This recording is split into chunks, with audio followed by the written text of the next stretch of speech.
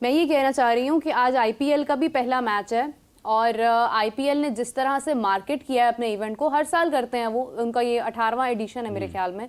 तो आप देखिए कि जिस तरह से वो मार्केट कर रहे हैं, हम लोग उस लेवल पर जाकर तो शायद नहीं पीएसएल को अभी कर पा रहे हैं, हमें वक्त लगेगा, लेकिन एटलीस्ट हम ये तो सीख सकते हैं कि हमें मार्केट कैसे करना है चीज़ों को।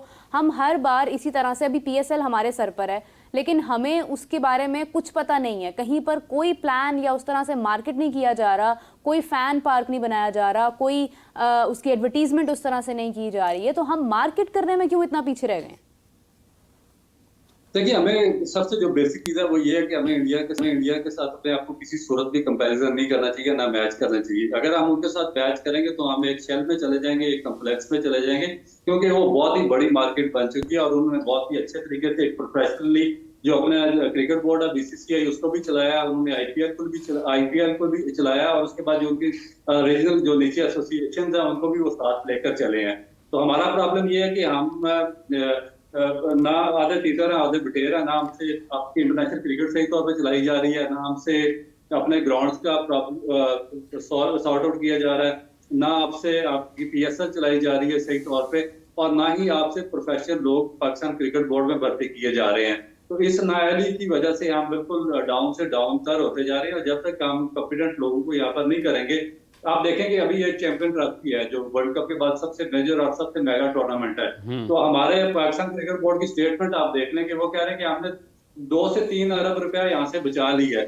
भाई, आप इतना बड़ा इवेंट है यहाँ पे, तो आप कोई लोकल किसी टीवी ब्रॉडकास्ट से आप इतने पैसे बचा लेते हैं। जो आप चैंपियन ट्रॉफी की बात करते हैं, इतने पैसे तो इंडियन क्रिकेट बोर्ड ने जो अपने प्लेयर्स जो उनके चैंपियन ट्रॉफी जीते हैं उनमें as a prize money distribute कर दिया है।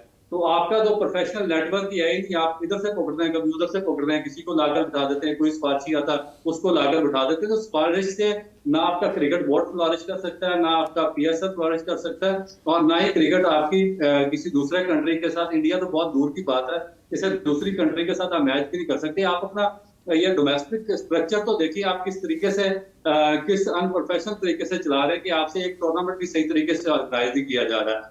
तो मेरा ख्याल है कि हमें उनके साथ मैच नहीं करना चाहिए, हमें सबसे पहले अपने गिरेबान में जंग करना चाहिए, और जो हमारी नाअहली है और जो कुताही हमारी उसको हमें फुलफिल करना चाहिए। याकूब साहब, जैसे अब्दुल रऊफ बता रहे हैं कि आप ना करें मवाजना, अपना हाउस तो इन ऑर्डर करें, इस हाउस में क्या मसला आपको इस वक्त लग रहा है? नहीं, वही जो कह रहे हैं अब्दुल रऊफ साहब कह रहे हैं वो सही बात है। जैसे मैं पहले भी कहा है कि आपके देखिए चेक एंड बैलेंस सिस्टम नहीं है। अगर आप चीफ सेलेक्टर बन गए हैं तो आप पर चेक एंड बैलेंस सिस्टम नहीं है। आप जो मर्जी लड़के जिस मर्जी को लड़के को ले आए, बाद में आप कहेंगे जी मैं एक्सेप्ट करता हूँ परफॉर्मेंस को, लेकिन उसकी रेमेडी कोई नहीं है। ठीक है, ये शायद आपको याद हो 90s के एरा में एक काउंसिल होती है, general council, sorry executive council नहीं, एक काउंसिल होती थी, काउंसिल मीटिंग काउंसिल होती थी।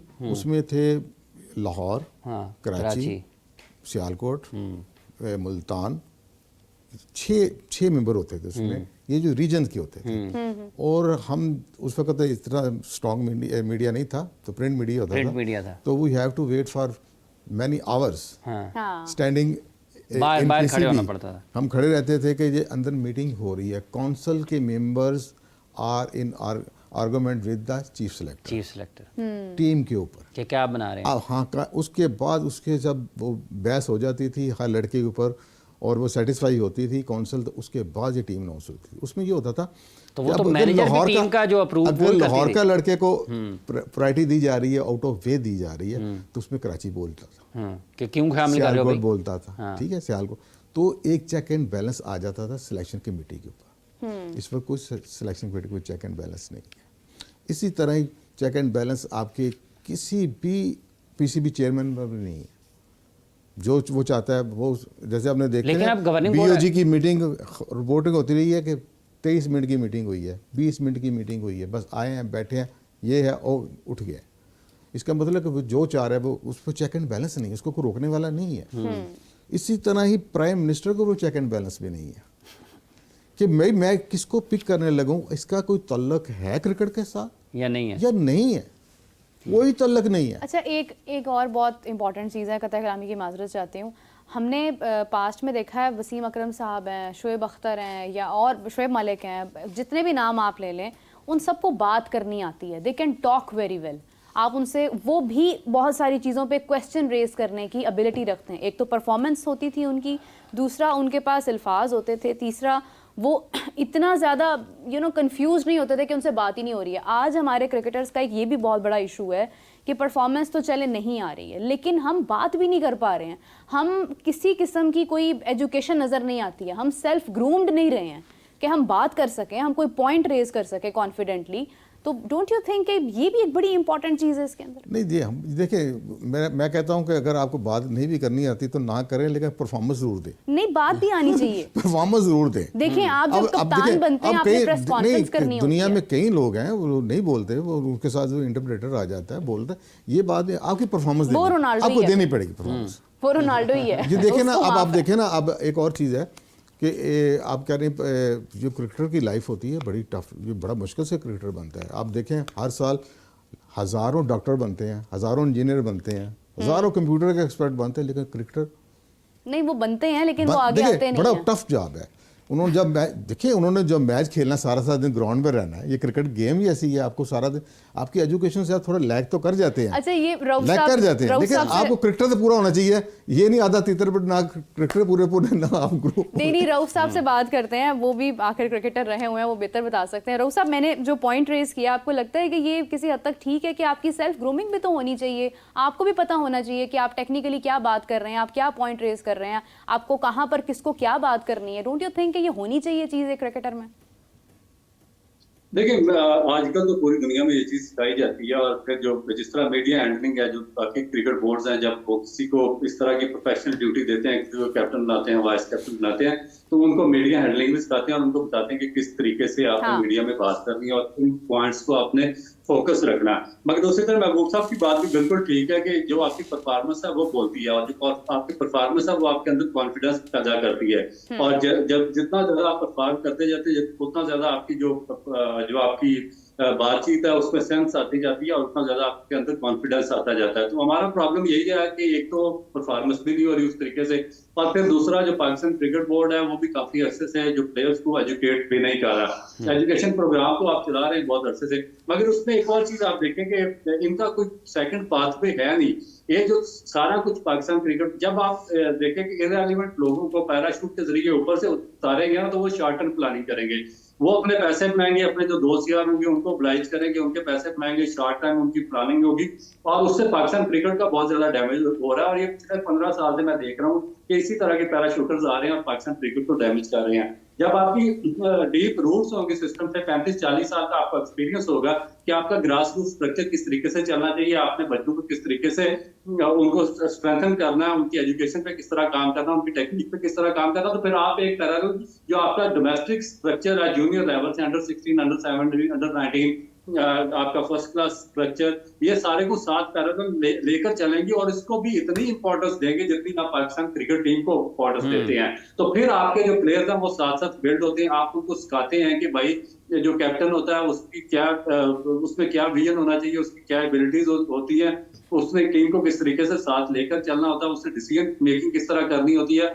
उसको प्लानिंग किस तरह करनी होती है कोच के साथ मिलकर, फिर जो प्लान बनाना होता है उसको ग्राउंड के अंदर किस तरीके से एग्जीक्यूट कराना होता है। तो ये right from the under 16, under 17 level पे आपको बच्चे को सिखा देना चाहिए। मगर अनफॉर्चुनेटली जो हमारा पूरा कोचिंग जो है आपकी ये फर्टर्निटी है, जिसमें काफी अरसे से मैं बात कर रहा हूँ, ये सारी इलिटरेट है, इस पे कोई मैट्रिक फेल है, कोई मैट्रिक पास है। जहाँ तक जो आपने बात की है ना, मैं उसी को उससे रिलेट करता हूँ कि मैं तो इस सिस्टम का बहुत लंबा अर्सा हूँ, 8-10 साल मैं मुल्तान का कैप्टन रहा हूँ। तो ये जो कोच भेजते रहे पाकिस्तान क्रिकेट बोर्ड वाले ऊपर से, वो क्या करते हैं, वो बच्चे को बताते हैं कि भाई कोच ने इनिंग डिक्लेयर करनी होती है, कोच ने टॉस का फैसला करना होता है, कोच ने कौन सा रूलर हैवी लाइट या मीडियम रूल लेना उसका फैसला करना होता है, कोच ने टीम खिलानी होती है, कोच ने ही सारे डिसीजन लेने होते हैं। तो फिर जो आपकी जो कैप्टन होता है उसकी ग्रूमिंग होती ही नहीं है, उसको बात करना ही नहीं आती। हाँ। फिर बाबर आजम भी आप एक शेल में चले जाते हैं, जो आप बाबर आजम को क्रिटिसाइज करते हैं ना कि एज ए कैप्टन वो बिल्कुल शेल में रहे हैं, कोई उन्होंने डिसीजन नहीं दिया।